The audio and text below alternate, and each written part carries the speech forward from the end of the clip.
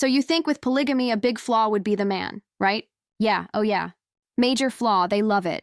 The attention, the fighting, the control. Oh, they love it. They use it to control the women. Hey besties, welcome back to the channel. Buckle up because today's episode is about to get intense. And I mean really intense. There's a new clip that has completely shaken the sister wives community, and it's all about Janelle Brown calling out Christine's husband, David Woolley. The word that's causing all the noise right now is dangerous. And when Janelle used that word, she wasn't talking about cult leaders or Kody's latest tantrum. She was talking about Christine's husband.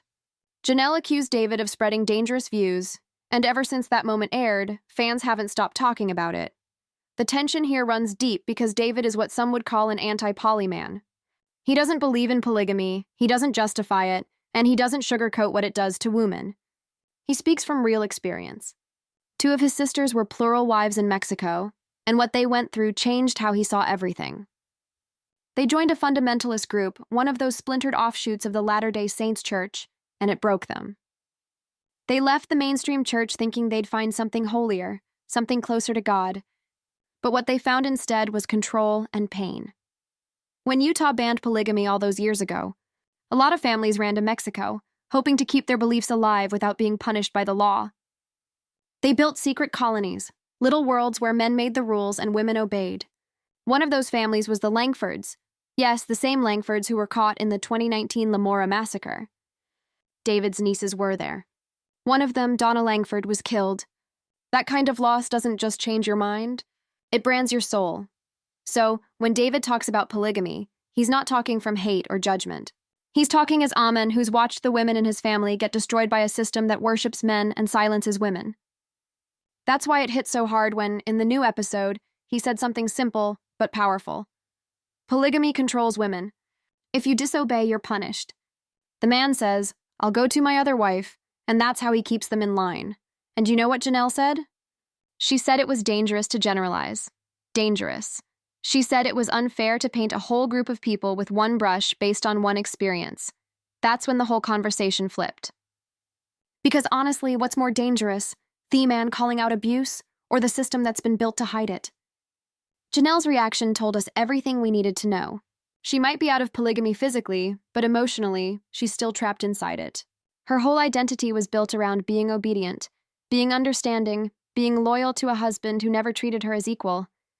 When someone like David comes along and says, hey, this system hurts people, it's not just criticism to her. It's a direct attack on her past, her faith and her sacrifices. David wasn't being cruel. He was being honest. He's seen what power looks like when it goes unchecked. He's watched what priesthood authority does in these communities. It's not just about church or doctrine. It's about men holding all the keys. In those groups, only men can speak for God. Only men can give blessings. Only men can grant forgiveness. And women? They're told their entire purpose is to bring down spirit babies from heaven and build their husband's eternal kingdom. From birth, they're taught they exist to serve. That's what David was calling out. And yet Janelle called him dangerous. Dangerous for saying what everyone already knows, but no one inside the faith wants to admit. Because if she admits he's right, she has to face what she's been part of. She'd have to face that everything Kody preached, obedience, loyalty, control, wasn't love. It was conditioning. You can see it in the way Janelle defends the system even after it's chewed her up. She said the secrecy and lack of empowerment allowed abuse to flourish, but she also said that going public changed that. Let's be real, though. Going public didn't stop Kody from being controlling. It didn't make things fair. It just let the whole world see the dysfunction up close. The abuse didn't stop. It was televised. Christine saw that and walked away. She broke free. But Janelle? She's still halfway in. She wants to believe she left, but her words tell a different story. She still calls truth dangerous and still softens the edges of a belief system that hurt her. That's the power of indoctrination. You start defending the chains that hold you. What's really painful is that Janelle's not the villain here. She's proof of how deep the brainwashing runs. She's been told her entire life that a good woman is patient, humble, obedient. Even when she's wronged, she stays quiet because silence is safety. The idea that Amen could be wrong, that he could manipulate faith to control women, that's almost unthinkable in the world she was raised in. David gets it, though. He's seen too much. His sisters left behind kids who stayed in those groups. He's buried people he loved. He's carried guilt for years. When he speaks, it's not from bitterness, it's from heartbreak. And that's what makes Janelle's reaction so jarring. She looked at a man telling the truth and called him the threat. That's the thing about indoctrination. It makes truth look like danger. And the people who speak up? They're branded as enemies.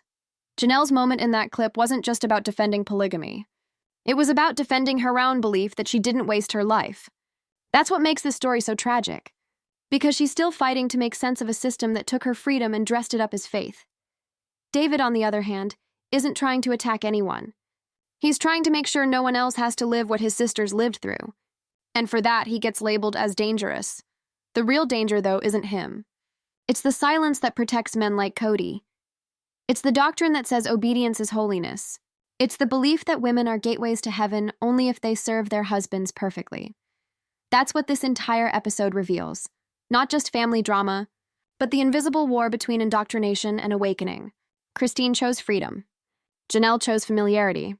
And between them stands David, the man who dared to say out loud what everyone else tries to hide. And that, besties, is where things get even messier. Because what happens next in the episode isn't just awkward TV. It's a full-on collision between truth and conditioning. We're going to get into that next, and trust me, it only gets more intense from here. All right, besties, let's get into part 2, because this is where things really start to unravel. After that heated exchange between Janelle and David, the whole mood of the episode shifts. You can literally feel the tension through the screen. Everyone's quiet, everyone's watching, and it's like no one knows what to say next. The kind of silence where you can hear the weight of everything that hasn't been said. David doesn't yell. He doesn't argue. He just sits there with this calm, heavy kind of sadness in his eyes, like a man who's seen this all before. Because he has. He's seen women defend every system that breaks them. He's seen good people call evil faith just because that's what they were taught to do. He tries to explain himself gently. He says, "When I say polygamy controls women, I'm not attacking anyone's faith. I'm describing what I've witnessed. I've watched my sisters be told that their feelings don't matter, that jealousy is a sin, that wanting time with your own husband makes you selfish." You can tell he's not being cruel. He's being honest, but Janelle's face hardens. Her jaw tightens, and you can almost see that inner conflict. She's angry, but not at him. She's angry at what he's forcing her to see. Because let's be real, besties, Janelle's entire life has been built around this system. She's lived it. She's justified it. She's raised kids inside of it. For her, this isn't just a belief. It's her identity. And when David pokes at that, it's not just uncomfortable. It's terrifying. Because what if he's right? What if she spent decades defending a lie? Christine's sitting beside David, and you can see how proud she is. She looks at him like he's saying all the things she's wanted to scream for years. For her, this isn't about choosing sides. It's about validation. Someone is finally saying out loud that what she went through wasn't her fault. And that's where the real divide between Christine and Janelle begins to show. Christine is free. She's emotionally out. She can look at her past and call it what it was. But Janelle is still in limbo. Half free, half faithful, clinging to the pieces of a belief system that gave her pain but also gave her purpose. That's what indoctrination does. It tells you that suffering is holy. It convinces you that if you're unhappy, it's because you didn't try hard enough, pray hard enough, submit hard enough. So even when you walk away, that guilt lingers. It whispers, maybe it was me. Maybe if I'd just done more, it would have worked. David talks about how the men use obedience as control. He says, they tell women, if you're not doing what I want, I'll just go to another wife. That's not faith. That's punishment. And you can see Janelle blink, like something inside her just cracked for a second. Because she's lived that exact threat. She's heard Kody say it in different words. She's watched him use attention and affection as a weapon. But she doesn't say it. She can't. Not yet. Christine jumps in and says softly, "That's exactly what happened to us." "That's what he did." Her voice trembles a little. It's not anger. It's relief. Because finally someone else gets it. Someone else is calling it what it is, but Janelle pushes back again. She says, not all men are like that. It's dangerous to generalize. And David, bless him, doesn't raise his voice. He just looks at her and says, you're right, not all men are like that. But the system rewards the ones who are. That one line hangs in the air like smoke. No one moves. Because he's right. In polygamy, men who crave control rise to the top. The ones who question it, the ones who care too much, the ones who feel guilt, they leave. They can't handle the weight of what's expected of them. That's why so many of the successful men in these systems end up being narcissists. They thrive on obedience, on being worshipped. And the women over time learn to adapt. They learn to silence their anger and smile through the pain. Christine knows this. She lived it. She escaped it. Janelle, though, she's still fighting herself. She's still trying to reconcile her faith with her freedom. She still sees the world through the lens of someone who was taught that questioning men is wrong. That's what makes this whole exchange so emotional to watch. Because it's not just about two people disagreeing, it's about two women standing on opposite sides of the same wall. One climbed over it. The other is still holding the bricks together, afraid to let it fall. As the conversation goes on, David shares a story about one of his sisters. He says she used to write letters to him when she was in Mexico. In those letters, she talked about how lonely she felt, how much she missed home, but how she couldn't leave because she'd been told it would destroy her salvation. She believed that if she left her husband, he says quietly, God would punish her. That's what they teach, that obedience is your only way to heaven. You can see Christine tear up. Janelle looks down. No one says anything for a long time. David continues, my sister stayed until she couldn't anymore. And when she left, she lost everything. Her kids, her family, her community. That's why I speak out, because no one should ever have to choose between their faith and their freedom. That line hits hard, because that's exactly what Christine did. She chose freedom, knowing it meant losing her spiritual family, her church, even some of her own children's trust at first. But she did it anyway. Janelle finally looks up and says almost defensively, but don't you think some people can make it work? Some families are happy. David nods slowly. Maybe, but are they happy or are they just surviving? Because those are two very different things. And besties, that's the moment that broke me. Because you could see it on Janelle's face, that flicker of realization that maybe she was one of the ones just surviving. Maybe she'd been convincing herself for years that this life, this structure was fine, when really it was killing her spirit. Christine reaches over and puts a hand on her shoulder. It's quiet, it's small, but it says everything. You can feel the love there, not judgment, just understanding. She's been there. She knows how hard it is to admit that the thing you devoted your life to was built on control. And Janelle, she doesn't cry. She just sits there. Because sometimes the hardest thing isn't breaking down. It's staying still while the truth sinks in. David doesn't push anymore. He knows she needs time. But before the scene cuts, he says one last thing. You can love your faith and still see its flaws. You can love your family and still tell the truth about what hurt you. That's not dangerous. That's healing. And I swear, besties, that line could have ended the entire episode. Because that's the truth that so many people who leave these systems have to learn. That love doesn't mean silence. You can honor where you came from without defending what broke you. When the clip ends, fans online explode. Some people are siding with Janelle, saying David was too harsh, too bold. Others are cheering for him, saying it's about time someone called out the hypocrisy. But no matter which side you're on, one thing's clear. That moment changed the dynamic forever. From that point on, you can't unsee it. You can't pretend the cracks aren't there anymore. Christine has her truth. Janelle has her denial. And in the middle stands David, calm, grounded, and unwilling to lie just to make everyone comfortable. And that's where things really start to build up for the next part. Because after the cameras stop rolling, what happens behind the scenes is even more revealing. Janelle starts to question things she's avoided for years. And Christine has to decide how far she's willing to go to protect their peace. We'll get into all of that next. Because the aftermath of this dangerous conversation exposes the deepest scars the family's been hiding. When the cameras cut that night, no one really spoke. It was one of those silences that follow a truth bomb. Too heavy, too honest, too raw to cover up with small talk. Christine and David went home together, quiet but connected. You could tell she was proud of him for saying what she couldn't for years. Janelle, though, sat in her car for a long time before leaving. She looked like someone who had just been told a secret she wasn't ready to know. The next morning, things were tense. Christine called Janelle, trying to make peace, but you could hear how fragile the conversation was. Christine told her, he didn't mean to hurt you. He was speaking from what he knows.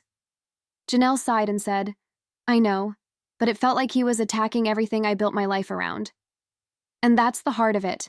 Janelle wasn't just defending polygamy. She was defending her identity. For so long, she believed her obedience, her sacrifices, her loyalty gave her worth. And now someone was telling her that the very system she dedicated her life to was broken. Christine tried to reassure her. You can still have faith without believing everything they taught us, she said softly. That's what I had to learn. But Janelle wasn't ready to hear it. You and David sound like you hate everything about where we came from, she said.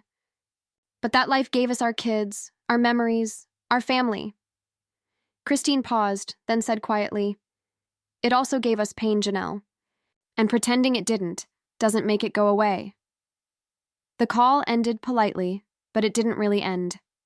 It hung between them like a storm that hadn't passed. Janelle spent the next few days distant from everyone, and in confessionals, she admitted she was hurt. She said, I don't like being told my beliefs are wrong. I know there were problems, but not everyone was abusive. Not everyone was like Kody. But then she hesitated, looked down, and added, though maybe we didn't realize how much control he had until now. Meanwhile, David filmed a short clip on his phone talking about the backlash. I know some people think I'm being too harsh, he said, his voice calm and steady. But I'm not trying to tear anyone down. I'm trying to tell the truth. The women in these systems suffer. Some don't even realize they're suffering because they've been taught to call it devotion. That's not faith. That's control disguised as love. The video went viral overnight. Comments poured in, some calling him brave, others calling him a villain. But the conversation was out there now, and it couldn't be silenced. Christine stood by him. In another confessional, she said, He's the first man I've known who doesn't want to own me. That's love. That's freedom. I can speak, and he listens. And for fans watching, it was like seeing a woman breathe for the first time after years underwater. She wasn't just surviving anymore. She was alive. Janelle, though, seemed more conflicted than ever. In one scene, she met with her daughter Madison and talked about the argument. He's not wrong, Madison said gently. You know how Dad was. Janelle's eyes filled with tears. I know, she whispered. I just don't want to believe all of it was bad. There were good times, too. Madison nodded. Yeah, but good moments don't excuse bad systems, Mom. You taught us that. That hit her hard. You could see the walls starting to crumble. Later, Janelle went through some old journals. She read entries where she'd written about trying to make things work with Kody, about feeling unseen, about praying for peace that never came. In one entry, she wrote, maybe obedience isn't the problem. Maybe I am. She closed the journal and stared at it for a long time. By the end of the episode, she called Christine again. This time her voice was softer.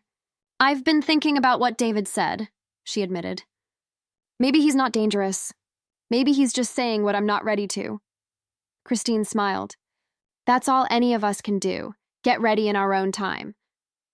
The two women talked for hours, not as sister wives anymore, but as survivors of the same world, trying to make sense of their healing. Janelle confessed she still struggles with guilt for leaving Kody, for breaking something she was taught was sacred. Christine told her, we didn't break it, Janelle. It was already broken. We just stopped pretending it wasn't. That night, Janelle watched David's interview again, the one where he said, You can love your faith and still tell the truth about what hurt you. She finally understood what he meant. She realized calling him dangerous was never about him, it was about fear. Fear that admitting the truth would mean admitting she'd been wrong. Fear that freedom might feel like betrayal. But here's the thing about truth. It doesn't care if you're ready. It waits, quietly, patiently, until you are. In the final scene, Janelle sits outside, watching the sunset over the mountains. The air is calm, and for once, she looks peaceful. She says in a voiceover, maybe he's right. Maybe it was never about faith or family. Maybe it was about control. And maybe calling that out isn't dangerous. It's necessary. And that, besties, is the power of one conversation. It cracked the illusion. It forced reflection. It showed that healing isn't loud or dramatic. Sometimes it's a quiet moment at sunset, finally telling yourself the truth. When the credits roll, fans are left divided but thoughtful. Some call David the villain, others the hero, but everyone agrees on one thing: the silence has been broken. And in families like this, that's where change begins. So what do you think? Was Janelle right to feel attacked, or was David simply saying what needed to be said? Let me know in the comments. Don't forget to like, subscribe, and hit the bell, besties. Because this story, it's far from over.